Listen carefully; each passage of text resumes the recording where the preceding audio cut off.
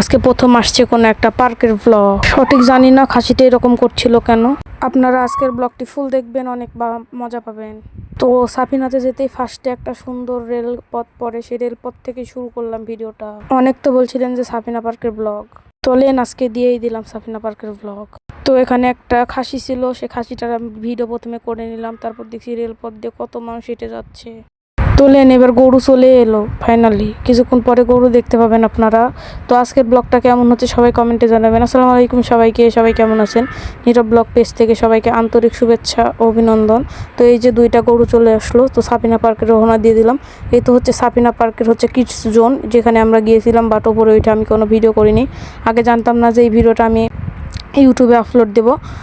এর ওপরে ওঠে এমনিতেও আমার মনটা অনেক ভালো হয়ে গিয়েছিলো, কারণ এর ওপরে অনেক সুন্দর জায়গায় ব্রিজ আছে, ব্রিজ থেকে ওই যে সব লাভের সঙ্গে ছবি তোলা আছে। তো কিছুক্ষণ পরে আমি ছবিটা আপনাদের সঙ্গে শেয়ার করবো নি।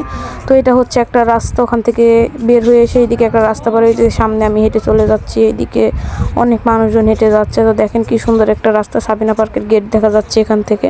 তো এই লাভের ভিতর দিয়ে রাস্তাটা দেখতে আমাকে অনেক ভালো লাগছিলো। এটা যদিও 2025 সালের ভিডিও।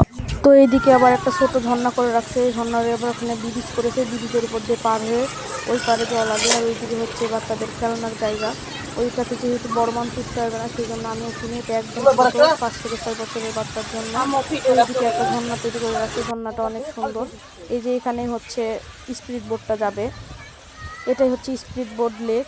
এই লেকের মাধ্যমে স্পিড বোট যায় এবং ওই যে ওয়াটার পার্ক, চলেন ওয়াটার পার্কের ভিউ আমরা দেখে আসি।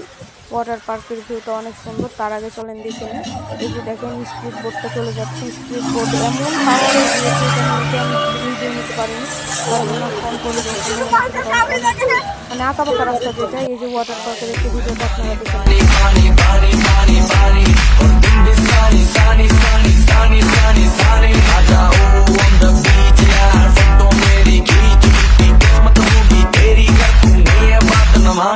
সাফিনা পার্কের এই ওয়াটার পার্কটা আমার অনেক ভালো লাগে। আর এইদিকে হচ্ছে স্পিড বোট যাওয়ার পরে আমি একটা ভিডিও নিচ্ছি, আবার যাওয়া আসার সময় একটা ভিডিও নিলাম।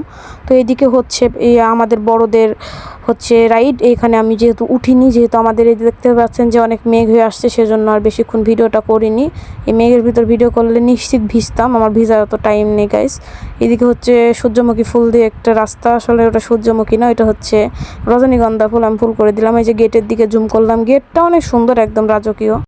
তো এই রাস্তাতে চলে যাচ্ছি একদম সোজা মাইশা সামনে, এইদিকে যাচ্ছি এবং এই যে আবার চলে আসলাম ওয়াটার পার্কের ওখানে। সরি, জাস্ট ওয়াটার পার্ক বললাম, একটু ভুল হতেই পারে যেহেতু নতুন নতুন ব্লগ করছি।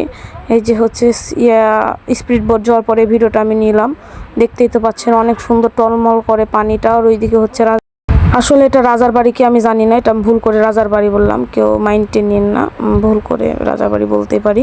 তো এই দিক দিয়ে হচ্ছে অনেক সুন্দর টলমল করছিল পানিটা বসে থেকে দেখছিলাম এবং পানির ভিউ এনজয় করছিলাম। আপনারাও একটু পানির ভিউ এনজয় করেন।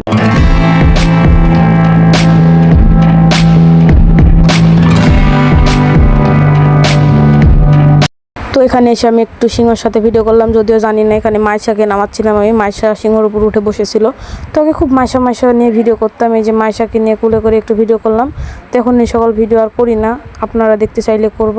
তো আজকে ভিডিওটা ভালো লাগলে like, comment, share, follow, subscribe করে দিবেন। তো আজকের ভিডিওটা আমি এখানে শেষ করলাম। সবাই ভালো থাকবেন, সুস্থ থাকবেন, আল্লাহ হাফেজ, আসসালামু আলাইকুম।